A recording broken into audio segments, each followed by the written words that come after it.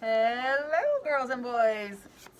Welcome to Flora by... Wow, thank you, Isa. Please put a star in your bucket. You are on target. Whoop, whoop. Today, during reading, you're going to notice something. Maybe you've noticed it before when I read. Sometimes my voice changes. Sometimes I have to reread to make my voice change. Because ladies and gentlemen, boys and girls, children of all ages, I can change my voice to match the meaning of the text. Yeah. So sometimes when readers know what the text is about or what is happening next, they can change the tone of their voice. That's called intonation. Sometimes when I don't know and I'm just reading and then I realize something, I go back and reread it to make it sound more exciting. You might have noticed that. And sometimes you need to think about your own voice and how it would change as you read your story. And yes, definitely, reading in your head, you can change the voice. You can change the scene. You can change the mood. Because if somebody's having a panic, you wouldn't read it in a normal, cheerful voice. You would read it in a panicky voice. Exactly. And your face might even look a little panicked. Oh my god. Chapter 26. But there's like 60 something. The chapter is called like City something. Spies don't cry. Wait, who's the spy in this book? Oh. Maybe Spliver? Spiver. It's Spiver, William Spiver. Maybe. Flora's father was a careful driver. He kept his left hand at 10 o'clock on the steering wheel and his right hand at 2. That's called 10 and 2. If you look at a clock, you find where the 10 o'clock would go and the 2 o'clock would go, 10 and 2. They used to say 3 and 9. Some people drive like this. That might be not responsible.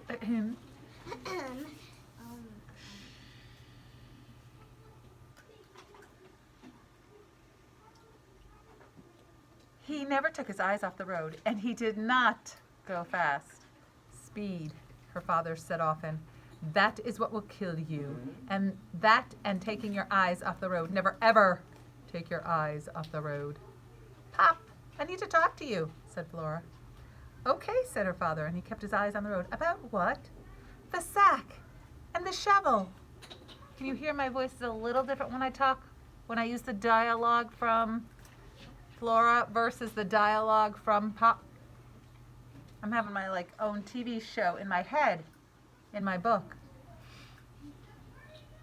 It occurred to Flora that her father would make an excellent spy. He never really answered questions. What sack? What shovel? Instead, he asked questions. He simply responded with a nifty sidestep or a question of his own. For instance, when her parents were getting their divorce, Flora had a conversation with her father that went something like this. Flora, are you and Mom getting divorced? Flora's father, who says we're getting divorced? Flora, Mom. Flora's father, is that what she said? So he just answers with a question. That's what she said. I wonder why she said that. And then he started to cry. Oh, spies probably don't cry. Huh? There's a sack and a shovel in the back of the trunk of the car, Pop, said Flora. Is there? There he goes with his questioning. I saw you put it there. It's true. I did put a sack and a shovel in the trunk of the car. The criminal element said that it is a good idea to engage in relentless, open-ended questions. If you question with enough ferocity, people are sometimes surprised into answering questions that they do not intend to question. Oh, kids are really good at that, I tell you. What? Did you say not into questions? No, you're really good at being persistent to get a parent to answer, or a teacher to answer a question. What? When in doubt, question more, question faster. Why, said Flora. I intend to dig a hole, said her father. For what? A thing I am going to bury, said her father. What are you going to bury? A sack. Why are you burying a sack? Because your mother asked me to. Why did she ask you to bury a sack? Her father tapped his fingers on the steering wheel. He stared straight ahead. Why did she ask me to bury a sack? Whew. Why did she ask me to bury a sack? Hey, that's a good one. Hey, I know. Do you want to get something to eat? What? Said Flora. How about some lunch? Said her father. For the love of Pete, said Flora. Or some breakfast? How about we stop and eat a meal? Any meal. Flora sighed. The criminal element advised. Stalling, delaying, obfuscation of every possible sort when it came to dealing with a criminal. Her father wasn't a criminal.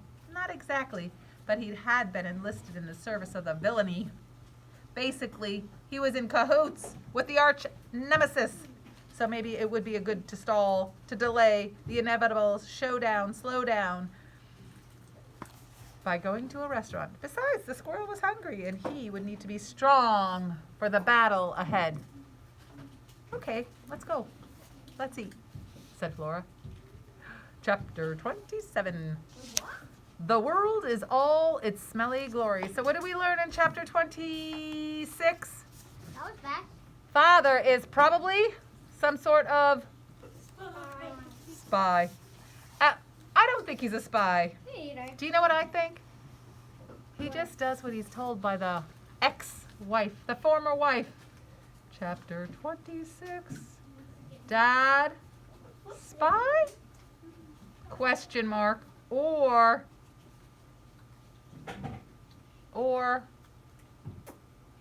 follows directions.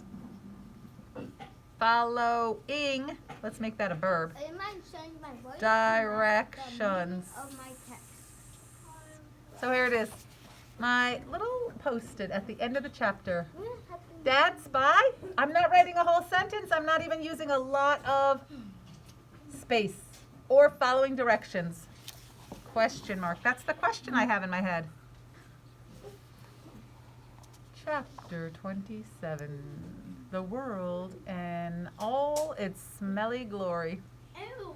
Okay, sure, let's eat. What wonderful words those are, thought Ulysses. Let's eat. Talk about poetry. The squirrel was happy. He was happy because he was with Flora. He was happy because he had the words from Tootie's poem flowing through his head and his heart. And He was happy because he was going to be dead. fed soon. Oh, His heart is right here in his, that goes to his, that goes to his. yay. And then it goes to... Enough. What? It goes to what? He climbed out of the shoebox and put his front paws on the door and his nose out the open window. I am picturing a dog doing that. Ew. Now I'm picturing a squirrel dog doing that. Like, you know how dogs hang their heads out the windows? Yeah? Yeah? The squirrel is doing that. Oh. Ew. He was a squirrel riding in a car on a summer day with someone he loved. His whiskers and nose were blowing in the breeze, and there were so many smells. Overflowing trash cans, just cut grass, sun-warmed patches of pavement, and the loomy richness of dirt. Earthwormy, loamy smelling too, often difficult to distinguish from the smell of dirt. Dog, more dog, and dog again. Oh, dogs. Small dogs, large dogs, foolish dogs. The torturing of dogs was the one reliable pleasure of a squirrel. The tang of fertilizer, a faint whiff of birdseed, something baking, the hidden hint of nuttiness. Ooh, pecan? Acorn?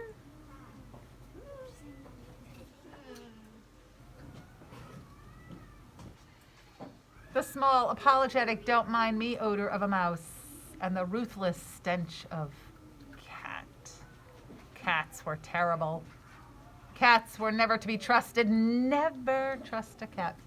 The world in all its smelly glory and all its treachery and joy and nuttiness washed over Ulysses. It ran through him. It filled him.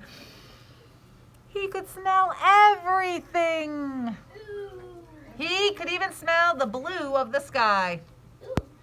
How do you smell a color of the sky? I know, right? He wanted to capture it. He wanted to write it down. He wanted to tell Flora. He turned and looked at her. Keep your eyes open for elephants, she said to him. He nodded. The words from Tootie's poem sounded in his head. Flare up like a flame. Yes, he thought, that's what I'll do. I'll flare up like a flame, and I'll write it all down. So that's the end of chapter 27. What?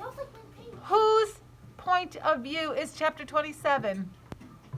Whose point of view? Who just wrote about all the smells?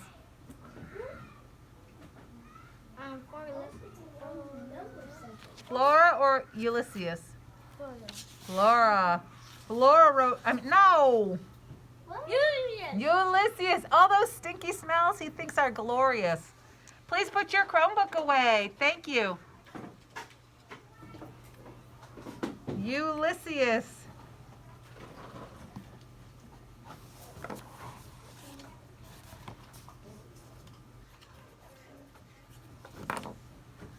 There's a movie of this. Is there? Yeah. Point of view. It's from his perspective. Look, I put POV, point of view. He thinks garbage is glorious. He doesn't trust cats. He thinks it's fun to tease dogs.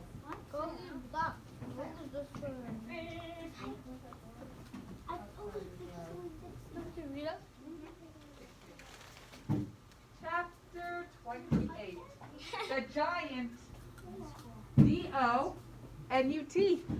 That sort of spells donut, but the way it looks here, it says do nut.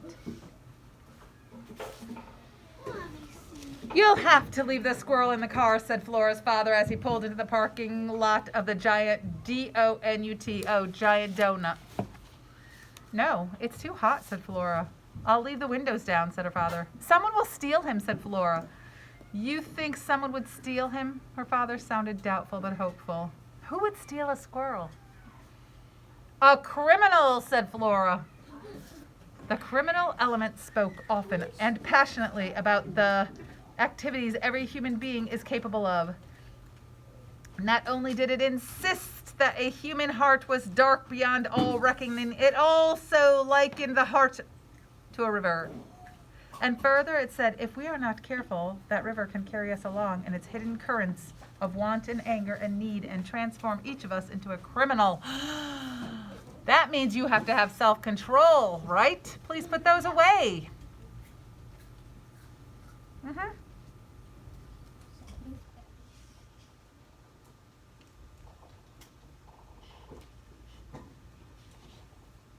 Is it away? Not distracting? No. Her father tapped his finger on the steering wheel. I wish I could disagree with you, but I can't. And Ulysses sneezed. Bless you, said the father. A squirrel sneezed, and Dad said bless you. I'm not leaving him, said Flora. Alfred T. Slipper took his parakeet, Dolores with him everywhere. Now she's talking about that book that she reads. Sometimes even to the offices of the Paxatucket Life Insurance Company. Not without my parakeet. Parakeet, that's what Alfred said. Not without my squirrel. That's what Flora said. If her father recognized the sentence, if the words reminded him of their time together reading about Incandisto, he didn't show it. He merely sighed. Bring him in, he said. But keep the lid on that shoebox. Ulysses climbed into the shoebox, and Flora dutifully lowered the lid on his small face. Okay, she said, all right. She climbed out of the car, and then she stood and looked up at the giant donut sign. Giant donuts inside, the sign screamed in neon letters, while an extremely large donut disappeared over and over again into a cup of coffee. But there was no hand on the donut. Who, Flora wondered, is doing the dunking? A small shiver ran down her spine. What if we are all donuts just waiting to be dunked? Flora said.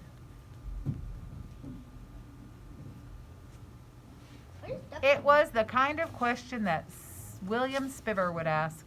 She could hear him asking it. It's like a metaphorical question. It's not a real question. That was the thing about William Spiver. He always had an answer, even if it was an annoying one. Listen to me, she whispered in the shoebox. You. So as soon as it says she whispered, I realized I read that loud. So I start whispering right after that.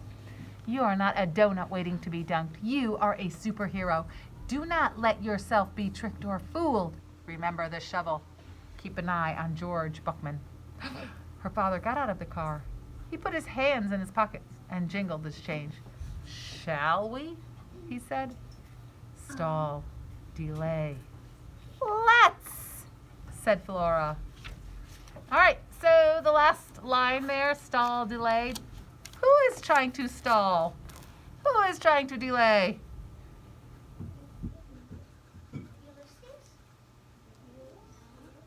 It's for Ulysses' safety that they stall. It could be Flora or it could be Dad. Maybe Dad also wants to delay. I don't know. What do you think, Peyton? I was going to say William, but I think that might be Flora because Flora doesn't want to get rid of the squirrel. So it's definitely Flora, but it also could be Dad. They both might want to stall. Maybe Dad doesn't want to the squirrel. Kill Flora. Yes.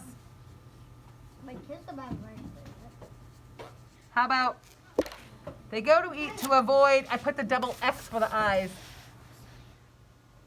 They go eat to avoid XX, sad face, the squirrel. All right, tomorrow we will do coochie coo, whatever that means. Smoochy smoo, coochie coo. Till tomorrow, I'll see you.